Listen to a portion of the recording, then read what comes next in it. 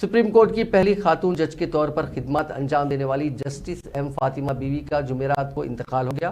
ان کی عمر 96 سال تھی۔ انہوں نے عدالت عظمیٰ میں اعلیٰ عہدے پر فائز ہونے والی پہلی مسلم خاتون ہونے کا اعزاز بھی حاصل کیا۔ فاطمہ بیوی 29 اپریل 1992 کو اپنی ریٹائرمنٹ تک سپریم کورٹ کی پہلی خاتون جج تھی۔